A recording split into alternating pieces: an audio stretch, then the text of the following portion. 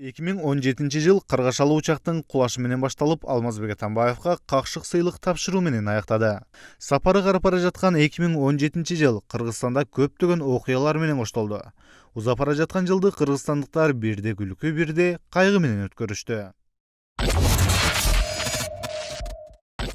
Тилекке каршы үстүбүздөгү жылдын башында Бишкектин четиндеги Дача суу айылында тынч уктап жаткан элдин башына түркиялык авиакомпаниялардын бирине тиешелүү болгон Боинг учагы кулап, анын кесепетинен учактын 4 экипаж мүчөсү жана 39 жаран, анын ичинде кичинекей наристелер келбес сапарга кайтышты. Бир нече айыл тургундарынын үйлөрү кыйрады.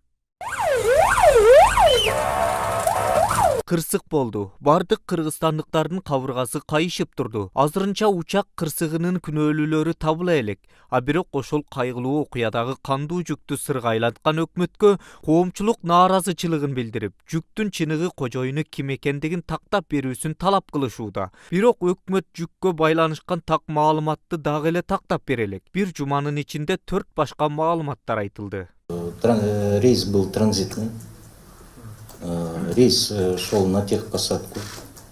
Техпосадка деген авиационные правила до определения бар. Техпосадка — это дозаправка, смена экипажа и другие какие-либо необходимые регламентные работы по заявкам экипажа. По нашим всем сведениям, рейс шел только на техпосадку, без выгрузки груза и без каких-либо коммерческих. У него и не было прав по выгрузке груза или загрузке груза. Аэропорт башчысынын жана расмий бийликтин чак түштү айткан калпы бат эле коомчулукка билинип калды. Анткени Боинг жүк ташуучу учагынын ээси түркиялык ICT авиакомпаниясынын кызматкери. Учак Стамбулга эмес, Бишкекке жүк түшүрүү үчүн келгендигин 18 январда Азаттыкка билдирген. Uçak Kırgızistan'a neden inecekti? Uçak Kırgızistan'a neden inecekti derken oraya Neden? Niçin Kırgızistan'a Seferi inecekti? orası. Nasıl? Seferi orası. İnmesi gereken meydan orasıydı beyefendi. Evet ama yük bırakacaktı diye yazıyorlar. Bu doğru mu yoksa yanlış mı? Kırgızistan'a yük bırakacaktı diyorlar, yük. Evet doğrudur. Seferi o şekildeydi uçağın. O Kırgızistan'a yük bırakmak için indi yani. Kargo uçağıyız biz beyefendi. Biz gittiğimiz meydanlarda ya yük bırakırız ya yük alırız. Kargo uçakları bunu yapıyor. Көп өтпөй эле ICT авиакомпаниясынын ээси Бишкекке келип билдирүү жасады. Гонконгтон Бишкекке келген жүк Стамбулга бармак. Биздин максат жүктү Бишкекке түшүрүү эмес. Биз болгону май куюу жана экипажды алмаштыруу үчүн конмокпуз. Гонконгтон Стамбулга учсак деле болмок. Бирок оор жүк менен май куюу жана экипажды алмаштырууга туура келет. Жүктүн максаты Бишкек эмес, Стамбул болчу. Bir yakıt ikmali yapmamız gerekiyor. Эң кызыгы Түркиядагы компаниянын кызматкери жүк Бишкекте калмак болчу десе, бир нече убакыт өтпөй эле Кыргызстанга аткезчилик чыры башталгандан кийин түрк компаниясынын ээси кыргыз атка минерлеринин сөзүн бышыктап берди. Андан соң мамлекеттер аралык авиациялык комитеттин учурундагы комиссиясынын төрагасы да дал ошол өкмөт берген маалыматты карманды. Мы нашли все документы, которые относятся к грузу, и могу однозначно заявить, что весь груз, который был на самолете, предназначался для получателя в Стамбуле. Эмне үчүн Кашириски техникалык маселеге токтолбой жүктүн ээси ким экендиги жөнүндө маалыматка басым жасаганы шек жаратты. Анткени мамлекеттер аралык авиациялык комитет өз милдетинен аша чаап кетти. Себеби алар бир гана кырсыктын техникалык себептерин изилдеш керек болчу. Болгондо да Кашириски эмне үчүн мындай шашылыш түрдө пресс-конференцияны аэропорт тарабынан уюштурганын айта алган жок. Өзүн жыйында ыңгайсыз сезип турду. Простите, а чем связана вот такая вот преждевременная пресс-конференция? Может быть, надо было все-таки закончить работу, а потом давать пресс-конференцию? Вы правы. Я не знаю, чем была вызвана эта пресс-конференция. А скажите, пожалуйста, по мнению некоторых... Вы попросили, я пришел. Надо было не приходить. Хотелось бы уточнить. Ошол аталган комиссиянын билдирген маалыматына көпчүлүк нааразы. Ал тургай бул комиссиянын таржымалы жөнүндө авиаторлор айтып чыгышты. Көрсө бул комиссияда буга чейин да күмөндүү тыянактарды чыгарып келиптир. 2008 yıl kılımına 60 kişi avariya ölgөн şu авария болуп, авиакатастрофадан самолет ошондо 60 киши каза болду. Бир гана жанагы учкучту, летчикти күнөөлүү кылып коюшкан. Ошондо да ушул эле кишилер келишкен. Мен жаңылбасам Леонид Каширский да ошол комиссиянын мүчөсү болчу ошол кезде, азыр эми болуп келген. Ошон үчүн бул комиссиянын жыйынтыктарына ишенүүгө 100% ишенүүгө болбойт. Азаттыктын журналисттери иликтөө жүргүзүп, кыйраган жүктөрдүн кыргызча жазылган нускамасын ачыкка чыгарды. Эгерде жүк Түркияга багытталган болсо, эмне үчүн нускамада кыргызча жазылган деген суроо жаратышты. Мынакей байкасаңыздар. Эскертүү, зажигалканы күйгүзгүчтү колдоноордун алдында нускаманы окуп, анда жазылган сөзсүз аткаргыла. Мен биринчи жолу көрүп атам, чындап эле ушундай Кытайдан келаткан нускама, анын үстүнө кыргыз тилдеги. Бул да телефондук экен. Күйгүзүүчү спиралди эч качан кармабагыла, калпакта көрсөтүлгөн багытка ылайык ачкыла. Бул зажигалка экен. Ошентип расмийлердин башаламан берген маалыматы кайгы тартып турган элдин кыжырдануусун кайнатты. Так маалыматтын жоктугунан улам арканда имиштер жүрүп, айрымдар кандуу жүк кыргыз бийлигине тиешелүү экендигин айтып чыгышты. Түрк аба майданынын маалыматы боюнча Түркиянын учактары Манас аэропортуна 52 жолу конуптур. Транспорт жана жолдор министри түрк учактары 3 айдан бери конууга уруксат алгандыгын айткан. Демек Гонконг Стамбул каттамы Бишкекке жумасына 2 жолу конуп турган. Мындан улам конгон учактар Манас аэропортуна кайсы компаниядан канча өлчөмдөгү май куйгандыгын биз эмес өлкөнү башкарган депутаттар да сурап биле албай койду. На меня могут сейчас возбудить разглашение коммерческой информации. Тогда через гражданские уголовные эти суды я должен выплатить из кармана. Поэтому я сейчас должен юридически все это заценить. Ошол Гонконг Бишкектен учуп аткан, Гонконг Бишкек Стамбулга учуп аткан рейстер 52 жолу учту. 52 жолу канча заправка болду, канча акча которду. Кайсы фирмага деген маалымат сурап. Ошол эме болуп атпайбы? Анткени заправка болгон эмес, ошон үчүн бере албай атасыңар. Мына түрк заправка кылганы токтодук деген менен, эгер силердин айтканыңар чын болсо, репутацияңар страдат эте турган болсо. Алып келип мынакей 2 тоннадан 3 тоннадан коят элек. Могул фирма коят. Акчасы мынакей монча деп көргөзөт элеңер да. Көргөзө албай атпайсыңар. Жок, расмий түрдө суроо берсеңиз, расмий түрдө жок. Расмий түрдө бербейм мен.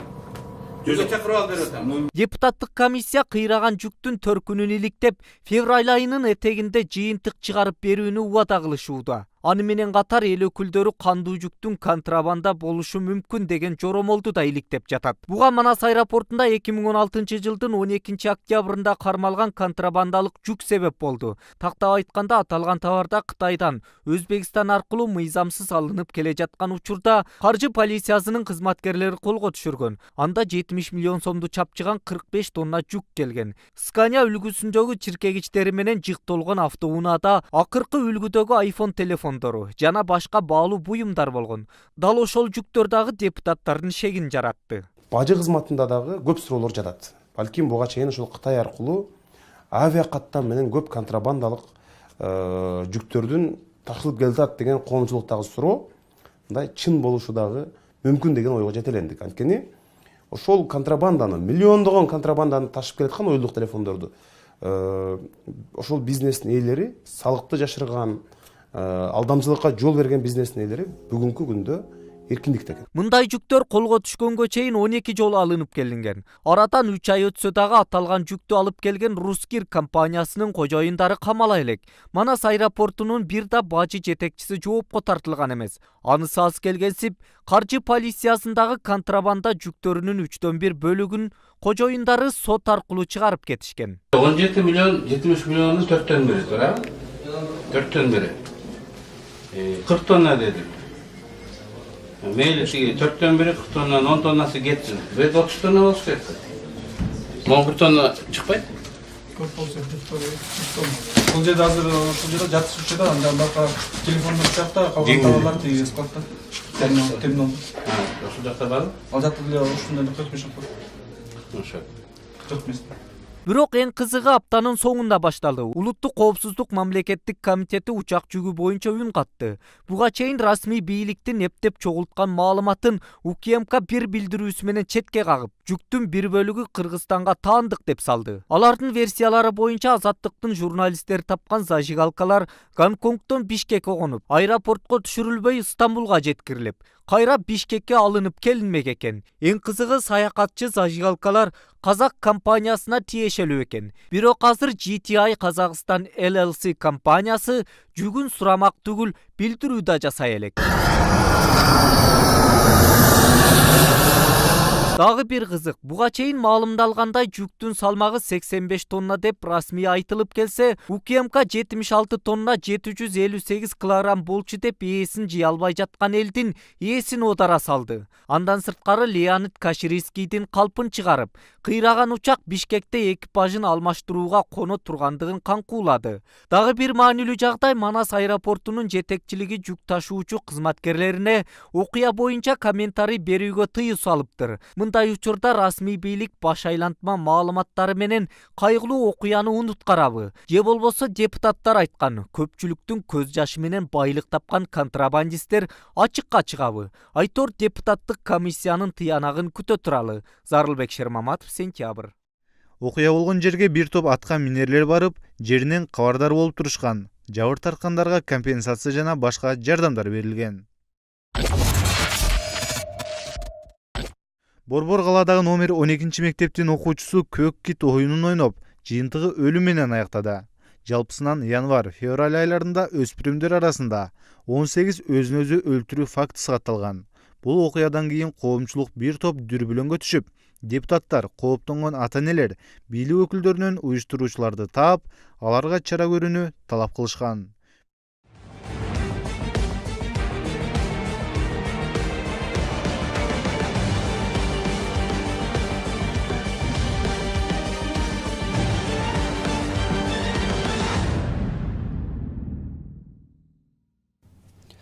Саламатсыздар урматтуу телекөрүүчүлөр. Жалпыга маалымдоо каражаттарында кеп болгон, талкууга алынган күндүн маанилүү жаңылыктары менен тааныштырабыз.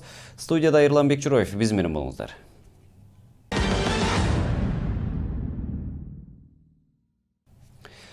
Кыргызстанда жаш өспүрүмдөрдүн өмүрүнө коркунуч алып келген азгырык оюн пайда болду. Бул тууралуу Марал радиосу кенен макала жазып чыкты. Буга чейин Орусияда, Казакстанда интернет булактарында өспүрүмдөр арасында суицидке үндөгөн көк кит оюнуна эми кыргызстандык балдардын да кызыгуусу арта баштагандыгын байкоого болот. Ошондуктан психологдор бул маселе коомдо кызуу талкууда турган учурда балдарга өзгөчө көңүл бурууну сунушташат. Анткени ансыз да өзүн жалгыз сезген бала ойлонбой кадамдарга барышы мүмкүн. Өлүм флешмоб алгач ВКонтакте тарамагында башталып, азыркы учурда Instagram баракчаларындагы жаш өспүрүмдөр активдүүлүгүн көрсөтүп жаткандыгын көрүүгө болот.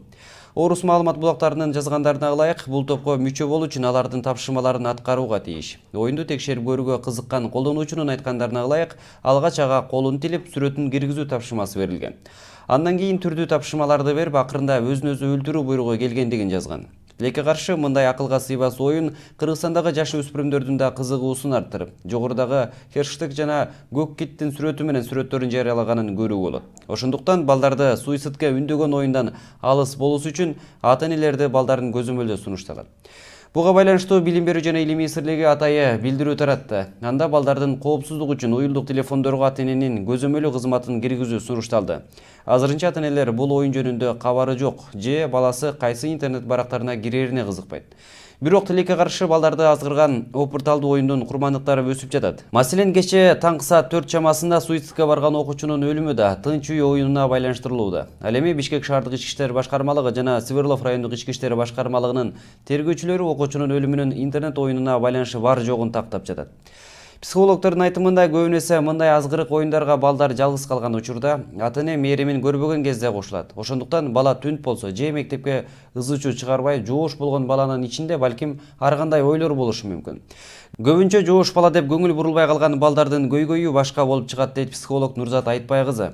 Эгерде сиздин өспүрүм балаңыз ушундай хэштег менен же көк киттин, көпөлөктүн, мүйүзү жаныбардын сүрөтүн тартып жатса, абайлаңыз. Аларга өзгөчө көңүл буруңуз. Анткени мындай чакырыктар менен акыркы учурда Орусияда, Казакстанда өспүрүмдөр арасында белгилүү болгон интернеттеги оюн Кыргызстанга да жетти.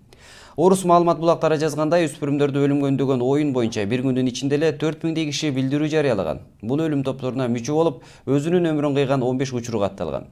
Кошумчалай кетсек, мындай жагдай Ош шаарында да катталгандыгын ММКлар жазды. Анда Ошто да бир өспүрүм WhatsApp аркылуу топко киргендиги жөнүндө жазылат дейт Марал радиосу жарыялаган материалда.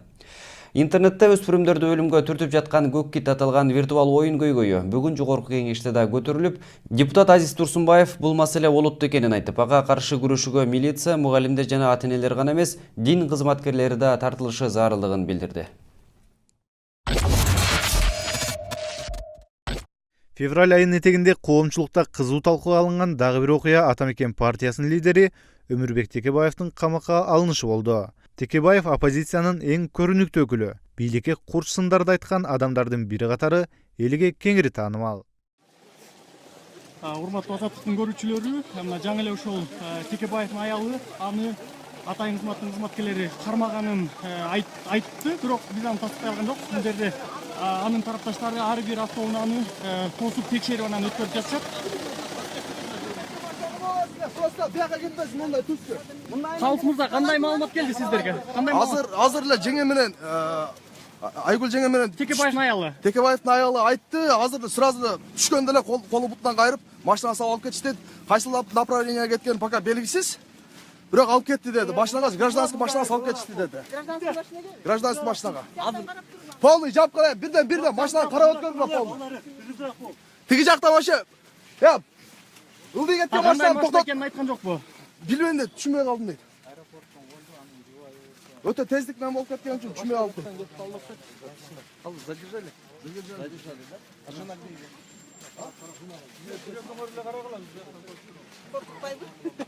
Айсеже, сиздеги маалыматтар кандай? Акыркы сиз байланышылган жоксуз, Байланышкан жок. Азыр колдон кайрып бир машинеге отургузуп алып кетишти деп атышат. Анан ким билет, мына тосуп турабыз, карап турабыз.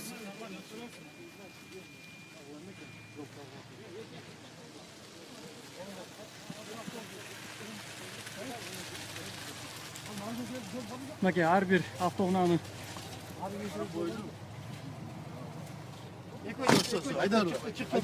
ар көздөп кетпейби?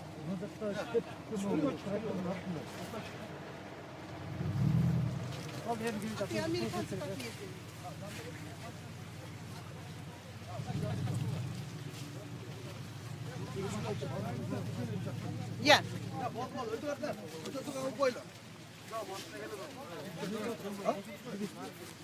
Талайгүл кайда? Талайгүл. Мынакей жолдун эки жагын тең текшерип турушат. Текебаевдин тарапташтары. Тияка бир машина бурулду. Степ бурулду. Урматтуу азаттыктын көрүүчүлөрү, эсиңиздерге салып коелу. Бүгүн башкы прокуратура Ата Мекен фракциясынын лидери Өмүрбек Текебаевга карата кылмыш ишин козгоп, улуттук коопсуздук кызматына өткөрүп берген. Текебаев ал учурда Европада, Европарламенттин жыйынында экени белгилүү. Ал самал аркылуу бүгүн ушул саат Бишкек саат боюнча 3:10 бул жакка конмок. Акыркы маалыматтар боюнча аны атайын кызматтын өкүлдөрү колунан кайрып автоунаага, белгисиз автоунаага салганы айтылып жатат, бирок аны азыр расмий түрдө эч ким тактай элек. Бул жерде Текебаевдин тарапташтары аэропортко кирген, чыккан машиналардын баардыгын текшерип, анан өткөрүп жатышат.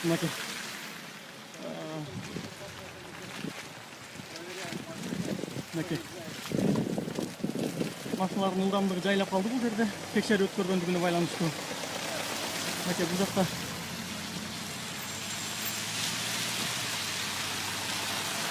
не деген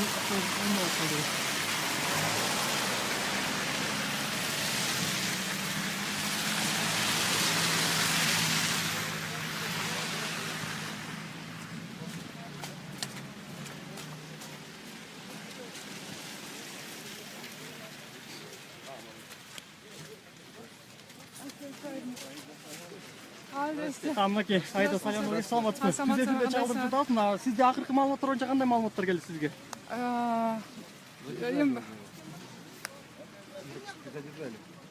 Ким айтты антип? Биз уган элебиз, биз жаңы эле машина. Жок, биз машинадан жаңы эле түштүк да.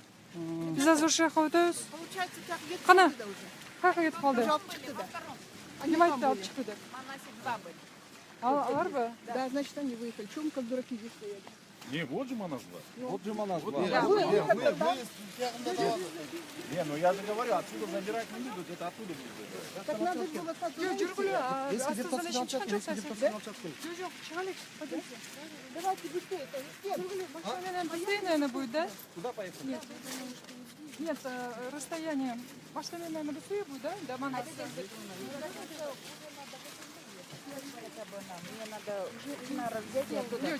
Sen uşun para ver. Ama Я там побуду с Чинарой.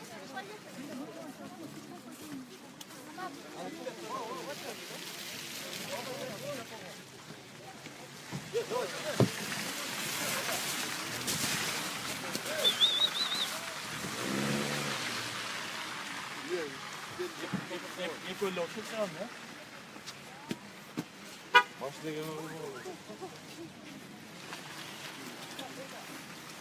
Давайте, дергля. Там выпаду поехали. Все, Вайда.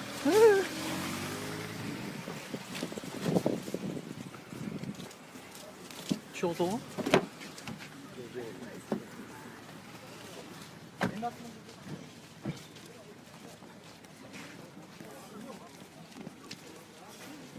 Акыркы маалыматтар боюнча башка чыгыштан чыгып кеткени айтылып жатат. Жогорку кеңештин депутаттары айрымдары жогоруну көздөй кетип атышат экен.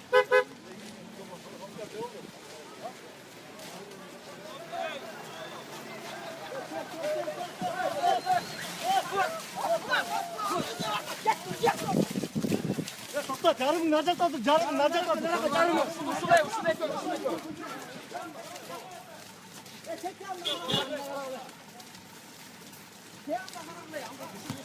Ya tigi jağı karagılar, koyurmayla. Koyvermeyle.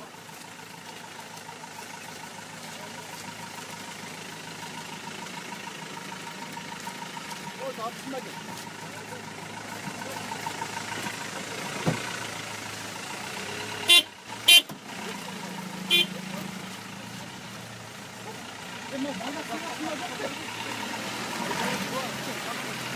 Moğol'la gel. Bagas altına gel.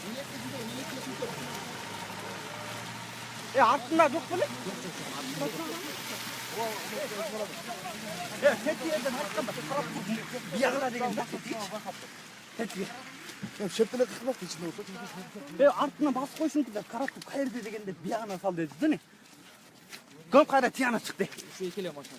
Үш екі машина. Онда olsun не? 12.74, 12.88 ушулар менен айтты. Арқасынан bir машина ушунун арқасынан барбай мы? Bir машина ушунун арқасынан барбай мы? Жазыр, болды. Қарадым. Кестір қой.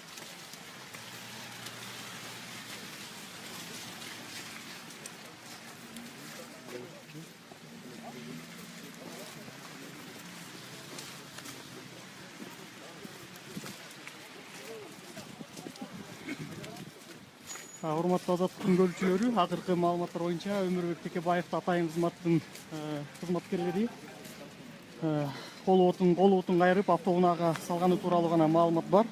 Азыр аны эч ким расмий түрдө тастыктай элек.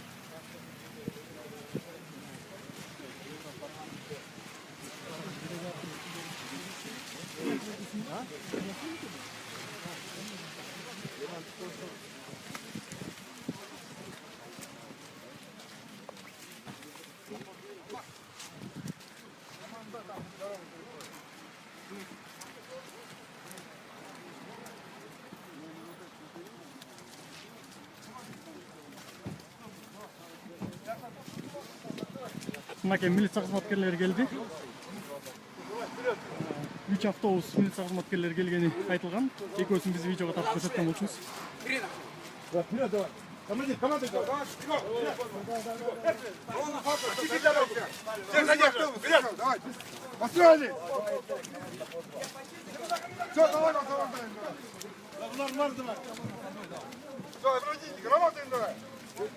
мынакей милиция кызматкерлери келди, жолду тазалагыла, кармагыла деген тапшырма берип атат мына.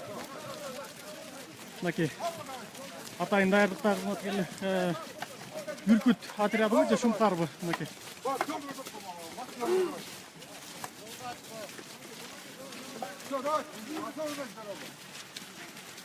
Мынакей.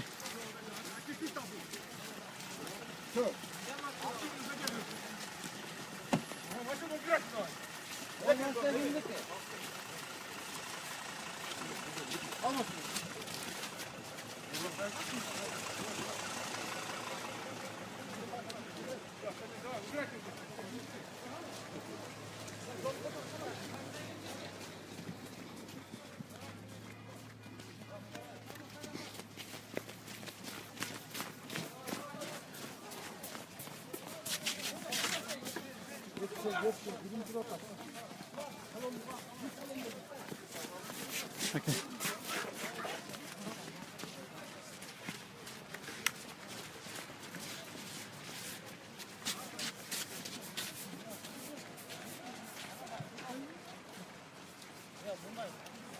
Okay, колонна кылып.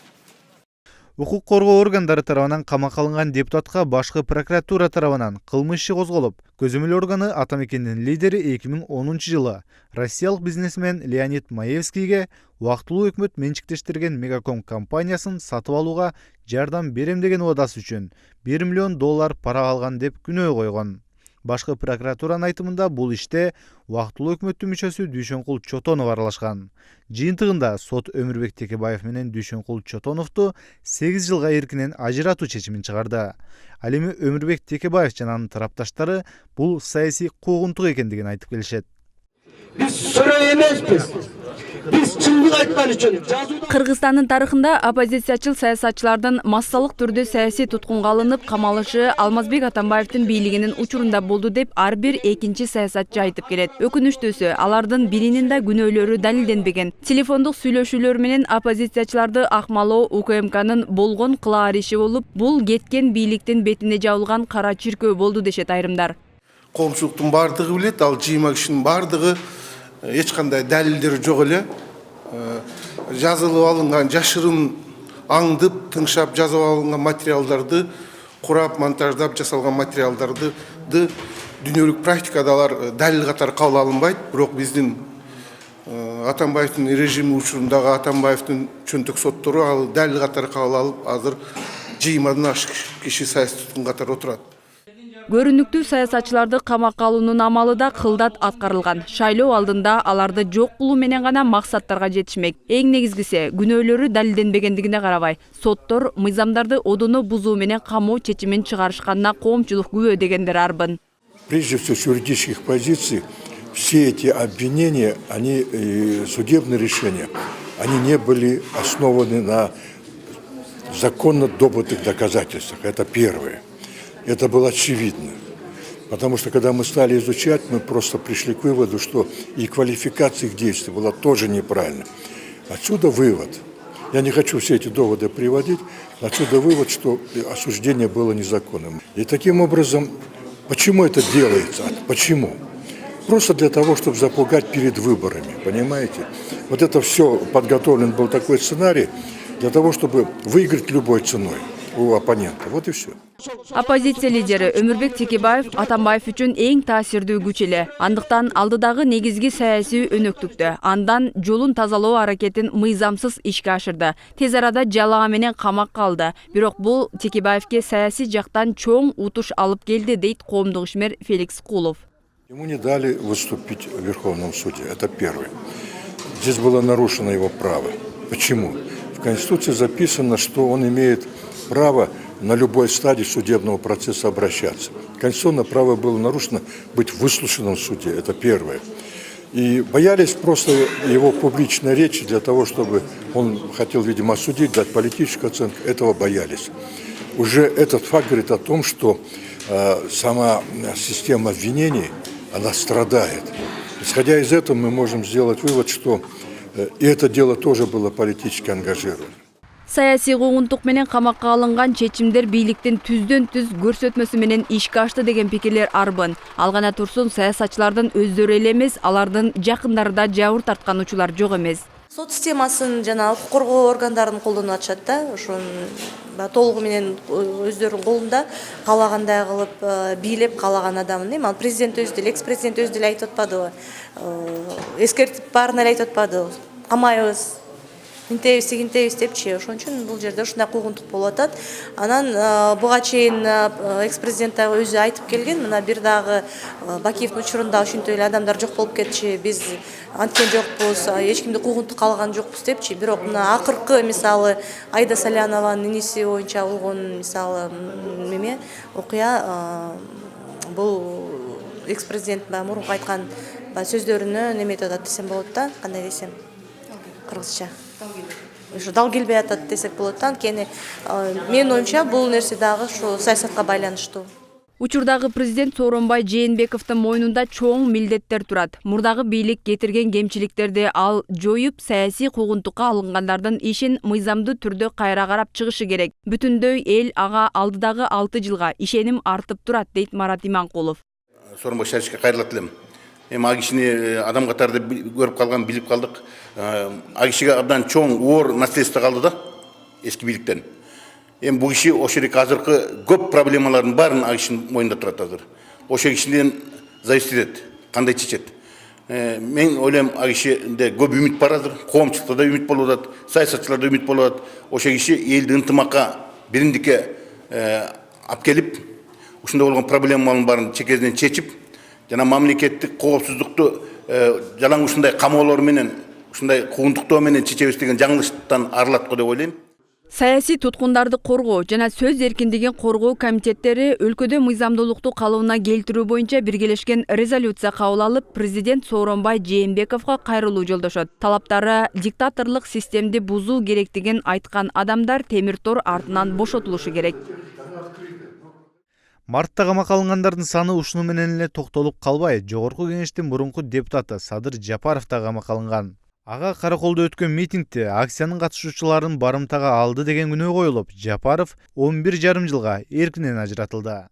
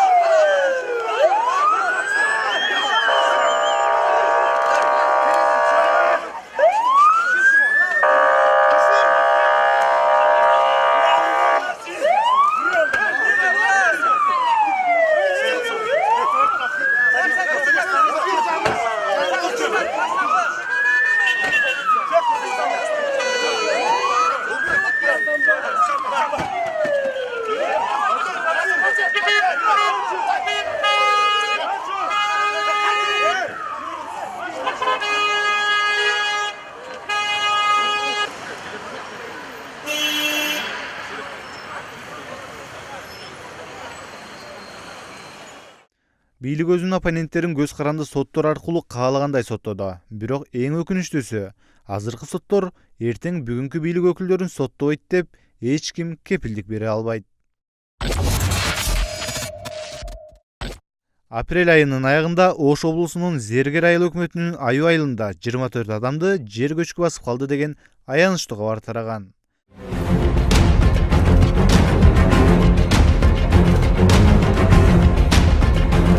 Өзгөндөгү жер көчкүдөн 24 адам мерт кетти. Өзгөн районунун Зергер айылындагы Аю айылында бүгүн эртең менен саат 6:40-6:50 чамасында болжол менен 1 миллион метр куб жерге көчкү түшкөн. Таңгамал болгон жер көчкү 11 үйдү басып калды. Анын жетөөсүндө адамдар жашаган. Жалпысынан 24 адам көчкү алгымында калгандыгы айтылып жатат. Учурда өзгөчө кырдаалдар министрлигинин куткаруу кызматы жана ошондой эле элдик кошундун мүчөлөрү жер алдында калган адамдарды издеп жатат.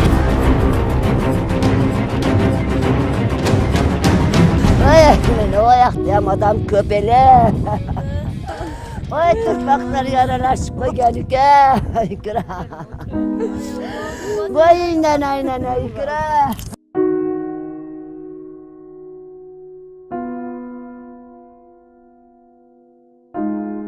Күйүтүнүн боздо быйлап жаткан Малике Коргонбаеванын 8 тууганы көчкү алдында калды. Агасы Матал Коргонбаев бир кызы менен жер алдында калса, анын иниси Икрамжан Коргонбаев 4 жаш баласы, жубайы өзү менен 6 жаранды көчкү баскан. Aynen ciğerlerim tırpak aralaşıp kaldı. Ay aynen ciğerlerim o da oldu. Ay aynen bir de yok oldu. Tamam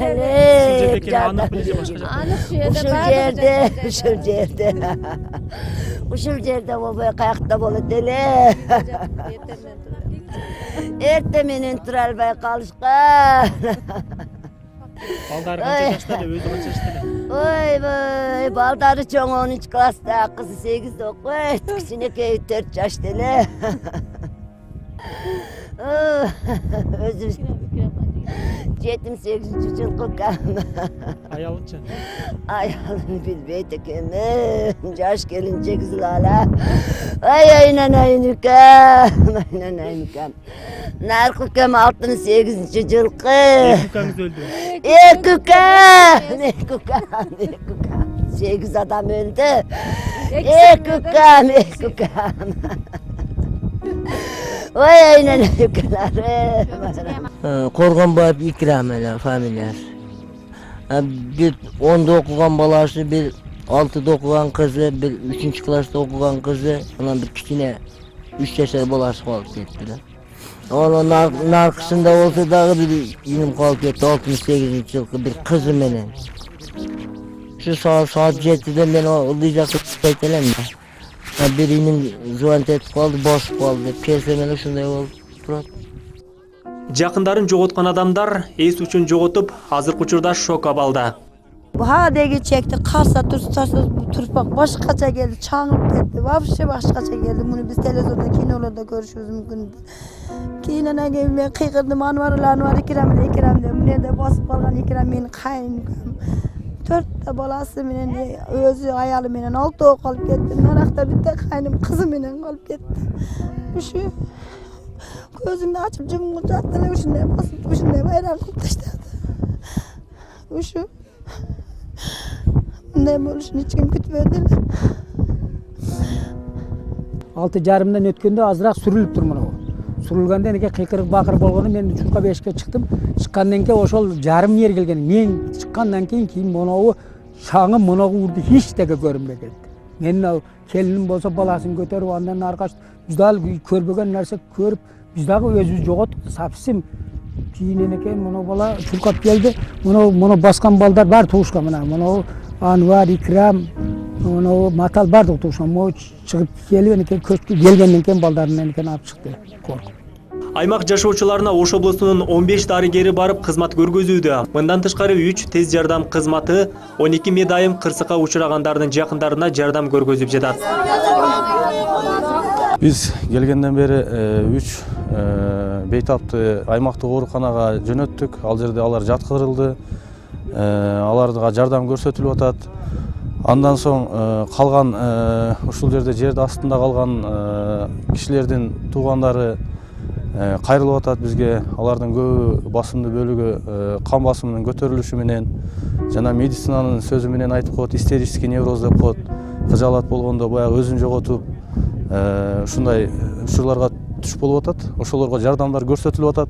Жер көчкү баскан аймакты тазалоо жана адамдарды издөө, куткаруу иштери жүргүзүлүүдө. Месил жителдерден информация алабыз. Бул жерде бизге айтуу боюнча үйдүн жайгашуусу узунча жайгашкан. А бул жерде мен каздырып атам, куткаруучуларды туурасынан каздырып атам. Бизге какой-то үйдүн бир жери илешип калса, ошол ориентир менен жабырлануучуларды издеп табабыз. Ошол ориентир менен. Азыр мерде ориентировка точно жок. Жителдер айтчысы боюнча биз ала албай атабыз. Ошого примерно алып каздырып атабыз. Өзгөчө кырдаалдар министрлигинин кызматкерлери Өзгөн районундагы көчкү түшкөн жакынкы айылдардын тургундары өз ыктыяры менен жардамга келди. Кудай табигаттын кырсыгы болуп, биз Домбулак айыл өкмөтүнөн келип, ыктыярый жардам берип, ушуларга көмөк кылайын деп атабыз.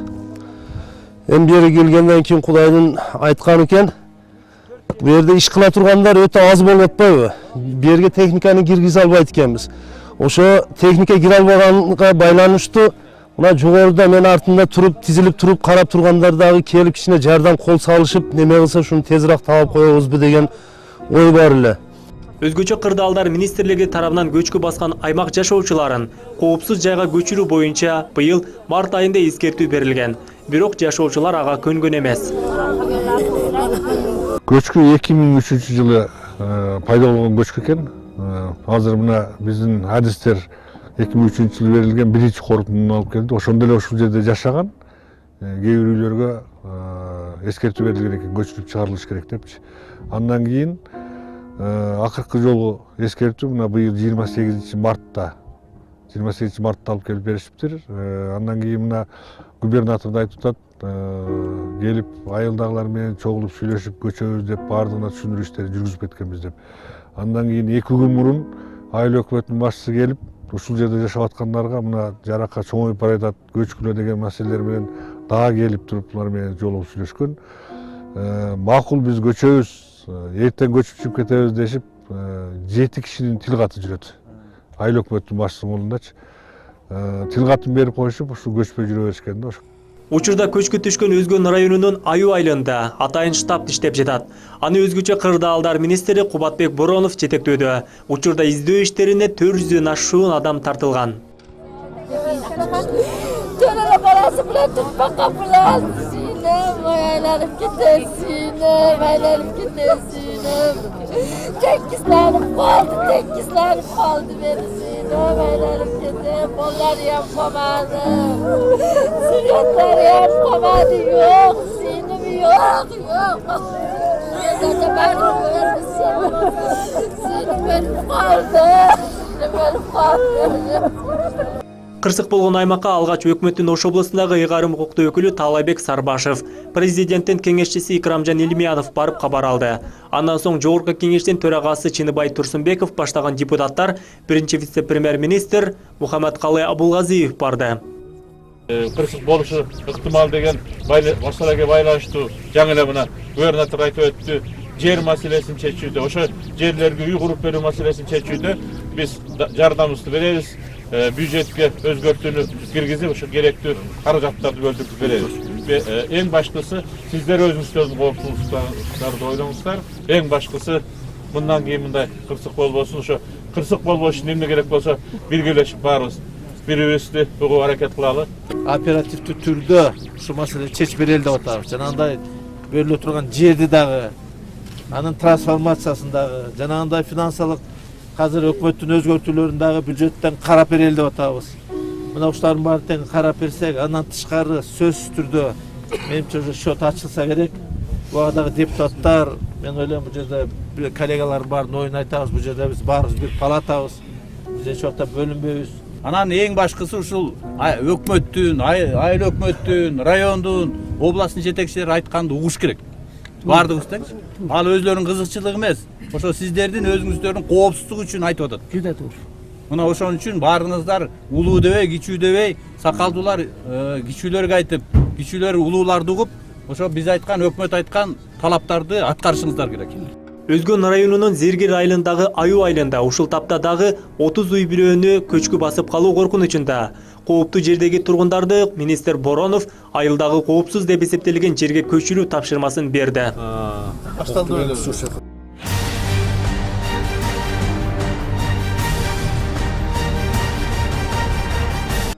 Айылда жер көчкү башталар алдында алгач жер титирегендигин Бухан Гадиев билдирет. Ал ошол замат эшикке чыкса, көчкүнүн алгачкы белгилери башталганда эле кошуналарына кыйкырып, үйүндө 2 баласын жана жубайын коопсуз жайга алып барган. Кайра келип кошуналарын таппай калды. Бул окуяда анын жакындары жана мал жандыктары көчкүдө калбагандыгына тобо келтирип, үйүнүн жарымы көчкүдө калгандыгына деле кайгырбайт. Шундай касыр деди. Жүгүрүп чыксам уже нарыгы кошуналарым келип койгон экен. Нарыгы кошунум я. Менге келе эле келди. Вайда талай dedi pürse canım çıkala ibişçi haçhan çık diganında ikincisi kelgende men aradan içiman koşup yurdum. Boldarım biri minerdi. Yatgan ele ayalim men minerdi ele. Keyin bari gördüm ala bollardı alıp çıktım. Üçe ikinci çıkkanda koşularım komaptır. Hammasını basıp kalıptır. Yer tekkiz bolup kalıptır men çıksam. Men kıyıkırdım. Mana koşunum çıktı eşikке. Çıkıp boldarına çırkap kirip gitti de. Bir bola aşağıdan jügürgen boyunca anangen çıkıp ketip kaldı. Al kutulup gitti. Al mehman ala kutulup gitti. Al bor şöyle жүрөт.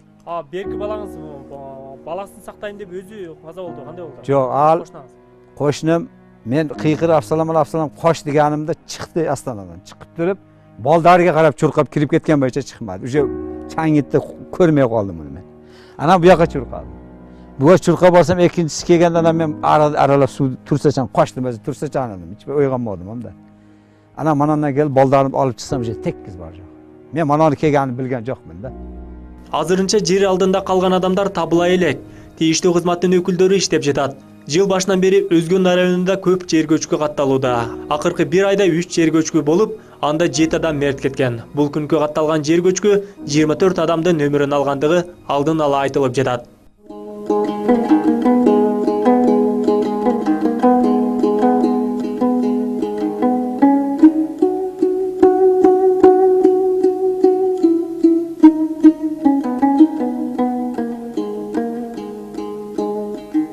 Бул окуядан улам эртең өлкөдө аза күтүү күнү жарыяланды.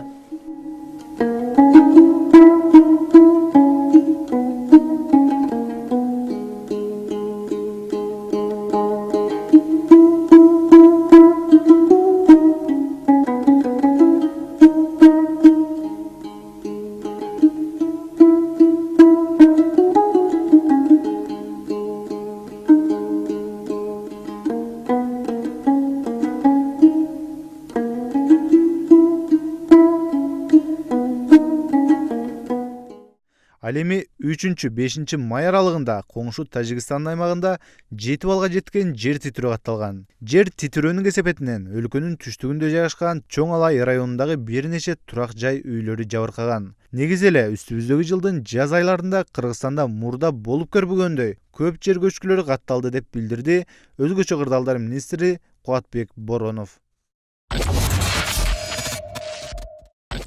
Июль айында өкмөт мүчөлөрү жогорку нарын каскад ГЭСин жана бир катар чакан ГЭСтерди курууга мыкты инвесторлорду таптык деп төш кагып, келишим түзгөн. Бирок чехиялык компания өкмөт менен макулдашуусуна карабай, сентябрдын ортосуна чейин акчаны төлөп бербегенден кийин келишим жокко чыккан. Кыргызстанга Чехиянын банкрот абалындагы майда ишкерлери келип, 10 чакан ГЭС куруу боюнча тендерди утуп, жогорку нарын каскадтарын белекке алуусу дүйнөлүк коомчулуктун назарын өзүнө бурду. Кепеден чыккан компанияга улуттук байлыктык кармата берген чиновниктер президент баш болуп ГЭС кураарына ишенгендигин айтышса, чехиялык журналисттер, кыргызстандык активисттер алар банкрот абалындагы компания экендигин какшап, келишимди жокко чыгарууну талап кылып келишкен. Мурдагы өкмөт башчы Сооронбай Жээнбеков, азыркы өкмөт башчы Сапар Исаков чехиялык аферисттерге Кыргыздын төрүн кармата берген деп билдирди Лиглас аферасын ачыкка чыгаруучулардын бири Эдил Байсалов. Бул нарын суу биздин улуу дарыябыздан тышкары, бул Кыргыздын Папан суу сактагычы, Орто Токой суу сактагычы, бул Кировка биздин таласыбыздын сыймыгы, бул улуу дарыябыз көкөмүрөн, ошол жерде 3 ГЭС турат. Ошол жерде Базар Каргондун кара суусу, ошол жерде биздин көлдүн, биз баарыбыз суктанып жүргөн Кырчындын суусу ошол жерде турат да. Ошол жерде дарыясы. Эми булдун төрүбүздү алдыртып атабыз, туугандар. Буга жооп бериш керек да бирөө. Тышкы иштер министрлигинин Лиглас компаниясы менен иштешпөө тууралуу кеңешине карабастан келишим түзүп, Кыргызстандын имиджине көлөкө түшүргөндөр кандай жоопкерчилик тартыш керек? Буга саясий жоопкерчиликти албетте биринчи кезекте азыркы премьер-министр Сапар Исаков, мурунку премьер-министр Сооронбай Жээнбеков, анткени ошол кишинин учурунда бул контракт коюлган. Ошол кишинин учурунда биздин улуттук байлыгыбызды кандайдыр бир шылуу менен шүмшүктөрдүн колуна өткөзүп берип койгон Жээнбековдун өкмөтү. Анан албетте жанагындай бардык ким кандай катышкан, ким кандай буйрук бергенин биздин жогорку кеңештин атайын парламенттик иликтөөсү тез арада башталышы керек, ишке кириши керек. Бирок Сапар Исаковдун өкмөтү Лиглас менен ишке ашпай калган келишимден Кыргызстандын кадырына доо кеткен жок деп эсептейт. Спасибо. Предварительным расчетом скажите, пожалуйста, вот какой вред по тому, был ли нанесен вред или не был? Мы можем сейчас сказать интересам страны или нет? Ну-ка, кто на этот вопрос может ответить? Какой вред вообще нанесен? Считаем, понесли ли мы какие-то убытки? Интересам страны нанесено не было, потому что касается ВНК, каких-либо других сторон, которые желали бы участвовать или там погасить, не было. Атайын кызматтын отставкадагы полковниги Таалай Жумадылов Лиглас менен түзгөн келишим Кыргызстандын имиджине гана доо кетирип койбостон, бүгүнкү мамлекеттик башкаруунун кандай абалда экендигинин анык жүзү дейт. Со строительством Верхнорынского каскада и малых ГЭС, которые имеют место в Кыргызской республике, это ярчайший пример полной деградации системы государственного управления. Ни в одном нормальном государстве приход какой-то мелкой группы мошенников и проходимцев, я других слов не могу подобрать, был бы вообще невозможен, если бы у нас была нормальная система государственного управления. В итоге попрана деловая репутация страны, нанесен глубочайший урон международному имиджу нашего государства. И все эти разговоры о том, что каких-либо последствий не наступило, у нас осталось $1 миллион, это несоизмеримые вещи, когда международный имидж страны и нации оценивают в $1 миллион. Это вот наша цена. Ошол эле маалда Лиглас трейдинг компаниясы менен иштешпөө тууралуу Тышкы иштер министрлигинин жазган каты талкуу жаратууда. Келишим түзүлүп жатканда ал катка көңүл бурулбагандыгы дагы чоң суроолорду жаратат. Мен энергетик катары мындай ойлоп атам да, тендер өткөрүп атканда, объявить эткенде, Лигластар берген документтерин өткөргөндө биздин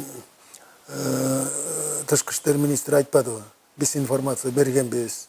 Ал несостоявшийся экен, компания экен, албагыла деп бергенбиз деп. Ошентип Лиглас трейдинг деп аталган 2 айдан ашуун чырдын аягы алардын акчасы жок экендиги. Ал эми Кыргыз өкмөтү Кыргыздын төрү менен көлүн кимге болсо дагы кармата берерин көрсөттү. Лиглас трейдинг компаниясы айнек идиштерди өндүргөн, далдалчылык, ортомчулук кызмат көргөзгөн жана башка ушул сыяктуу 12 лицензиясы бар фирма болуп чыкты. Бирок кестерди эч качан курбаптыр. Лиглас аферасы өкмөттү уят кылса, атка минерлер билмексен болуп, Лиглас трейдинг компаниясын сотко берип кутулушту. Октябрь айынын гана эмес, узап бара жаткан жылдын эң маанилүү окуясы катары президенттик шайлоону айтсак болот. Бирок Алмазбек Атамбаев өзүнүн ордуна мураскерин алып келди.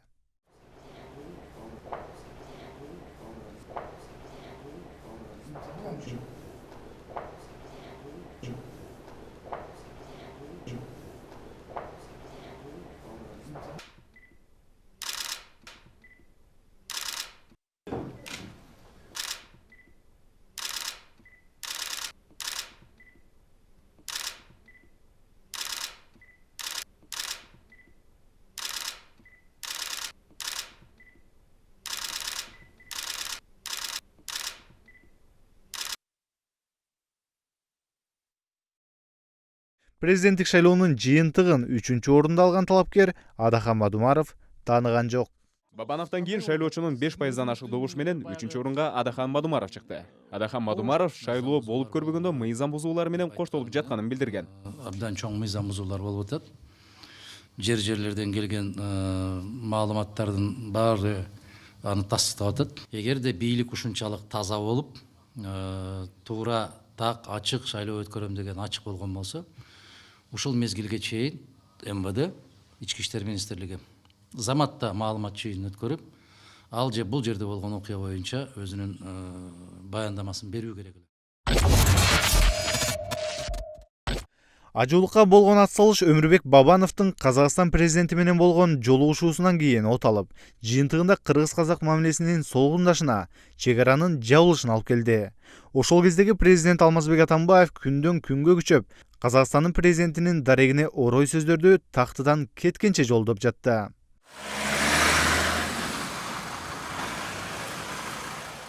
Кыргыз-казак чек арасы де-факто жабылып турган абалда. Бул президент Атамбаевдин 7 октябрда Назарбаевга келтирген акаратынын жооп экендигин бардыгы айттырбастан билип турат. 10 сааттап кезек күткөн эл бир канча километрге созулган оор жүк ташуучу автоунаалардын тыгыны, товарларын өткөзө албай турган соодагерлер. Кечеден бери кыргыз-казак чек арасындагы көрүнүш ушундай. Бизге канчалык тамоожа ачык болсо, элге да жакшы болот, мамлекетибизге да жакшы болот, Казакстан менен Кыргызстандын алакасы жакшы болот. А зачем мындай болбогон сөз үчүн бизди карапайым адам кыйналып тура билсе. Бул эң легкий нерселер, а болбосо сразу депорт. Азыр эми эртең менен оякта туугандар менен WhatsApp'тан неден. Сейчас молочка сейчас горит, кто мне заплатит? Никто мне не заплатит. Вообще капец. Бул көрүнүштүн себебин чек арада турган кыргыздар да казактар да Алмазбек Атамбаевдин сөзү менен байланыштырышууда. Если у вас духа не хватает даже помянуть 100 лет погибших, больше половины казахов погибло, помянуть духа не хватает. Надо не гордиться, а стесняться и стыдиться. Коомдук саясий ишмер Эмилбек Каптыгаев кыргыз-казак чек арасындагы түзүлгөн абалга президент Атамбаев жоопкер дейт. Биринчи ойлонулбай айтылган сөз, экинчиси төңкөрүш даярдалып жатат деп айгай салып Сочиге сапарынан баш тартып жаткан чакта Казакстан коопсуздук үчүн дагы чек араны күчөтүп кайтарууга алгандыгын айтат. Бул жерде эки чоң жаңылыштык кетти. Биринчиден баягы сүйлөгөн сөзүндө жөн жок жерден ошо Казакстанга тийишип, анын президентине тийишип, анан бизде ушу модный сөз бар да, бирдеме деселе бирөөнүн калмак деп койгончу. Ошо сыяктуу алардын президенттерин баарын калмак Монголго чыгарып, бул бир чоң тийишип алды. Экинчиси тийишкени бул коркутуп атат да. Мына биз дейт, мен Сочидеги мамлекет башы жыйынга барбам, анткени биздин мамлекеттин ичинде тополоң даярдалып атат, биздин мамлекеттин ичинде кайра көңтөрүш даярдалып атат, ошондой болгон атат дегенди таратып атат да. Мына ошонун аркасынан казактар даже биринчи сөздү Назарбаев макул тууган экебиз деп кечирип койгондо дагы экинчи маалыматка Кыргызстанда тополоң даярдалган атат, Кыргызстанда көңтөрүш даярдалып атат. Мына ошол көңтөрүш коркунучунан улам Кыргызстандын президенти жана эл аралык жыйынга барбай атат дегендин өзү казак мамлекетин мындай даярдык кылыш керек. Кыргызстан Атамбаевдин башкаруусундагы акыркы 6 жылда бир катар өлкөлөр менен наразылашууга барды. Фетхуллах Гүлен үчүн Түркия менен мамиле муздаса, Крим авторитет Алмамбет Анапияев үчүн Белоруссия менен кайым айтышууга барган. Ал эми Өзбекстандын маркум президенти Ислам Каримовдун тушунда коңшу өлкө менен мамилени жакшыртууга аракет дагы көрүлгөн эмес. Өмүрбек Текебаев Атамбаевдин тушунда Кыргызстан тышкы саясатта толук банкрот болду деп билдиргени дагы бар. Унчукпай коюлган мүмкүн эмес. Кызыл чекке Атамбаев жетти. Муну казактар шишеси толду дейт. Бүгүн ситуация кандай? Чекке жеттик деп атпайбызбы? Ички жана тышкы саясат толук банкрот болду. Атамбаев Турцияга барганда Эрдоган бир да клиника кабыл албасын депти. Мага Атамбаев деген сөздү угузбагыла депти. Бир больница кабыл алган жок. Досунда мейманканасында барып жатып анан кийин Путин алып кетти. Назарбаев айтты, биз кабыл алабыз. Казакстандын посольствосу айтты, мен таң калдым булар эмне деп атат. Кыргыз туугандар керек болсо биз жардам беребиз дегенде мен түшүнгөн эмесмин. Азыр түшүнүп атам. Ооруканага албай коюп, ортомчу болуп берейин, президентиңерди ооруканага жаттырып берели деп казак туугандар үчүнчү жолу башыбызга мушкул түшкөндө Назарбаевдан кол сунупту. Азыркы учурда Кыргызстандын Казакстан менен гана эмес, бир катар өлкөлөр менен мамилеси муздап тургандыгы айтылууда. Кырдаал оор болуп калды. эгерде биздин бийликтин жүзү өзгөрбөсө, бийликтин табигаты өзгөрбөсө, бул казак эле эмес, орустар менен да, Түркия менен, Азербайжан, башка Кытай, башка мамлекеттер менен да мамилебиз өтө оор болуп калды. Бир да мамлекет менен бүгүнкү күндө мына жакында эле Өзбек менен бир аз жакшы болгонсуп турабыз. Калган бир да мамлекет менен тыңгылыктуу, жакшы мындай мамиле жок болуп калды да. Биз өзүбүз эле кыйын болуп отуруп калдык. Мунун кесепети мамлекет үчүн, эл үчүн өтө оор болуп калышы мүмкүн. Ал арада чегаранын жабылуусу биринчи эле кыргыз дыйкандарынын чөнтөгүнө тийди. Айылдарда картошка 18 сомдон алынып жатса, бир түндүн ичинде 4 сом арзандап кеткен. Чегарадагы абал канчага чейин созулат? Президент, премьер-министр чегарадагы абалды жөнгө салууга качан киришет белгисиз. Эки элдин ортосуна кеткен жарака жаңы шайланган президент Сооронбай Жээнбековдун келиши менен 2 айдан кийин гана калыбына келди. Ноябрь айы мөңгүлөр маселеси менен башталган ызы-чуу коомчулукта ар тараптуу талкуу жаратып, нааразы болгондор Ак үй имаратына чогулуп, митинг өткөрүштү.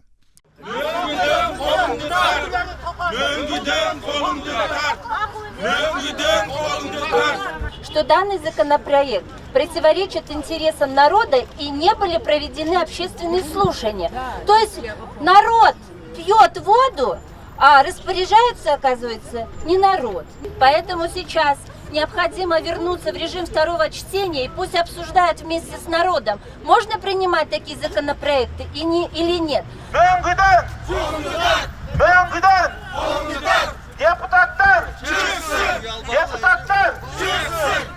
Бүгүнкү күндө Кумтөрдө 2 мөңгүнү талкалап узганга жол берилип калган. Давыдов менен Лысый деген мөңгүлөр. Ал мөңгүлөрдө өкмөттүн маалыматы боюнча өткөндө комитетте караганда айтып атышат, 80% ал мөңгүлөр башка жака көчүрүлүп алынды. Биз ошону мыйзамга дал келтирип атабыз. Ошону мыйзамга дал келтирели деп сунуштап алып келиптир.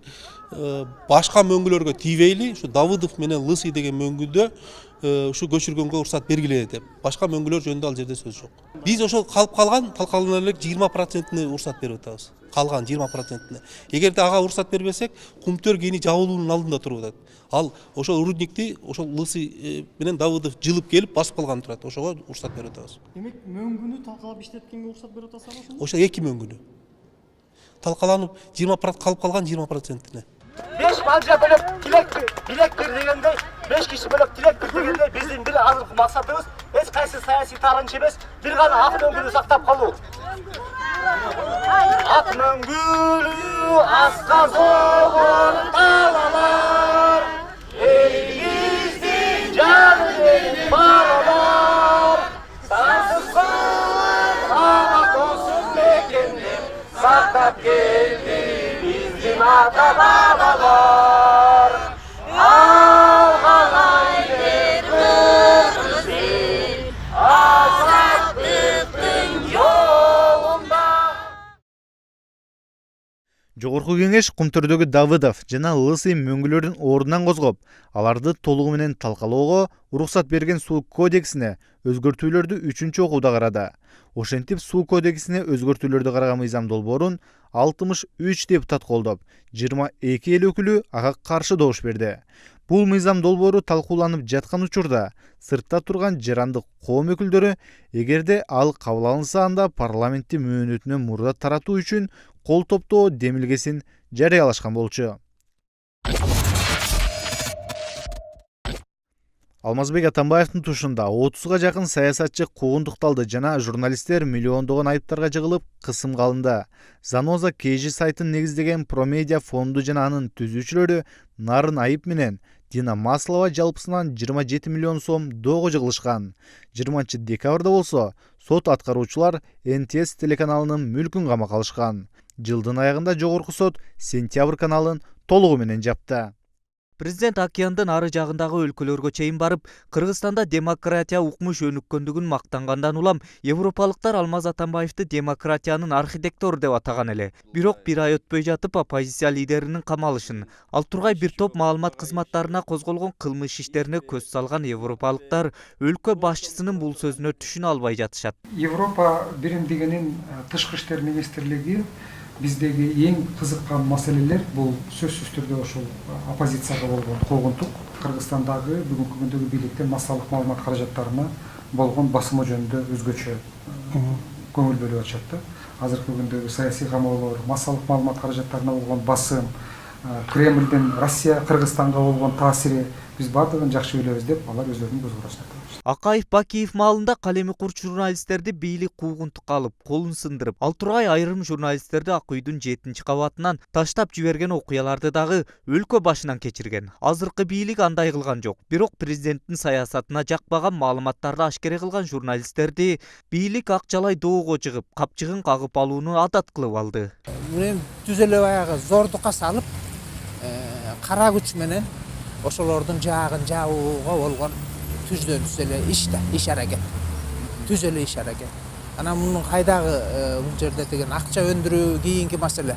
Анан жок эле дегенде акчасына зыян кылайын деп анан кийин ошондой мыйзамга окшотулуш болуп жасалып аткан амал да. Акыркы жылдары журналисттерди доого жыгып, сотко кайрылгандарды санап отурсаң баш айланат. 3 жыл мурда Алмазбек Атамбаев журналист Дайыр Орунбековду сотко берип 2 миллион сом өндүрүп берүүсүн сураса, анын жан сакчысы Эркин Мамбеталиев Вечерний Бишкек гезитин 50 миллион сомго сотко берсе, мурдагы шоупуру Икрам Илмиянов бул гезиттен 5 миллион сом өндүрүп берүүнү өтүнгөн. КСДПдан депутат Дастан Бекошев жарандык активист Мавлян Аскарбековдон 20 000 сом талап кылса, кесиптеши Ирина Карамушкина журналист Махинур Ниязованы 5 000 сомго доого жыгып, акчасын тыйынына чейин санап алган. Ал эми жакында эле КСДП фракциясы 24 маалымат сайтын 1 миллион сомго, аны менен катар 24 кейжиге интервью берген укук коргоочу Рита Карасартованы 1 миллион сомго сотко берди. Ал убакта өлкө башчысы Алмазбек Атамбаев сыртта карап турбай, 6 мартта маданият кызматкерлерине сыйлык тапшырып жатып, Заноза менен Азаттык маалымат сайтын сындап, ага уда башкы прокуратура Текебаевдин Кипрге барган сапарын жана анын ишенимдүү жактоочуларынын кандуу жүк Алмазбек Атамбаевдики болушу мүмкүн деген маалыматты сөзмө-сөз чагылдыргандыгы үчүн Заноза сайтын 6 миллионго, Азаттыкты 20 миллионго сотко берди. Эңкеде 50 өлкөнүн катарына кирген Кыргызстандын журналисттерин мынтип миллиондоп доого жыгып жатса, анан кантип демократиялык коомду курууга болот деген суроого баш катыргандар көп. Президент өзү бүгүн сөз эркиндигине үлгү болуп турса, бирөөнү тилдеп коет, бирөөнү күнөөлөп коет, далилсиз. Кээде соттун чечими чыга электе мурда баягы бирөөнү ат коюп коет, бирөөнү жамандап коет. Ошондой эркиндикти президент өзү үлгү болуп тургандан кийин, албетте башка журналисттер, башка катмардагы адамдар дагы, жоопкерчилиги аз кишилер дагы анан жанагындай сөз ыпластарды айтышы да мүмкүн, боктошу да мүмкүн, тилдеши да мүмкүн. Мунун баары өзү саясий маданияттан гана чыгат. Саясий маданияттын түпкүлүгүн бизде бийлик башчылар гана түптөйт. Албетте ар бир жарандын өзүнүн аброюн коргоого акысы бар. Бирок башкы прокуратуранын президенттин укугун коргоп отурушу укуктук деп аталган өлкөдө одоно учурап жаткандай. Мен ойлойм, бул жерде башкы прокуратура өзү ошо мыйзамды бузуп атат, мыйзамдуулукту да бузуп атат. Анткени башкы прокуратура бул жерде президентке бул мыйзамдуу эмес, басымдык болбош керек. Анткени конституция боюнча бизде демократиялык, укуктук мамлекет. Ошол массалык маалымат каражаттарга бирөөнүн ой пикирин силер деген бизге каршы билдирип, бизге жакпаган сөздөрдү айткан үчүн биз силерди азыр ушинтип басмырлайбыз дегени бул туура эмес, булар деген коркуттуу. Президент жана анын айланасындагылар бийликтин күчүнө таянып, оппоненттерин жана журналисттерди ооздуктоого кылган аракети кандай уланат, аны мезгил көрсөтөт. Ал эми интернет өнүккөн мезгилде маалыматты элден жашырууга болбойт. Зарылбек Шермаматов, Сентябрь. Сөз эркиндигин коргоо комитети жылды жыйынтыктап айрым адамдарга какшыктуу сыйлыктарды тапшырды. Комитеттин мүчөсү активист Адил Турдукуловдун айтымында экс-президент Алмазбек Атамбаевга чектен чыккан сөз эркиндиги үчүн, УКМКнын төрагасы Абдил Сегизбаевга эркин ой жүгүрткөндөрдү куугунтуктагандыгы үчүн жана жогорку соттун төрайымы Айнаш Токпаевага сотторду чөнтөккө салып берген үчүн деген шакаба наамдарын ыйгарды. Согласовать ее с юристами, вот с канатом, например, можно, нельзя, и во сколько мне это потом обойдется. Но я не решила тебя канат не отвлекать, да, и, в общем, просто давайте будем называть его «Сами знаете кто». Вы сами знаете, кто имеет у нас право всех называть по-разному. Ну, у него небогатый словарный запас, там 3 слова, какашка, дерьмо и, да, сосуд. Вот. В основном, да, он использует эти 3 слова, хотя может...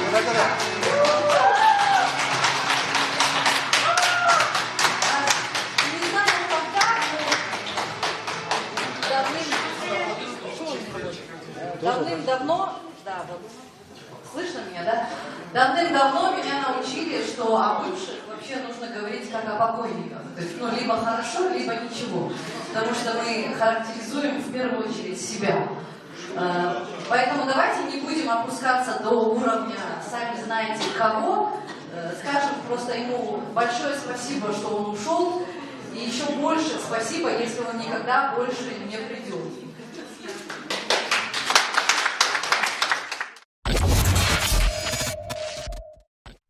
Жыл аяктаса дагы саясатта дагы деле болсо имиштер көп. Парламент тарайт, өкмөт отставкага кетет деген имиштер толтура.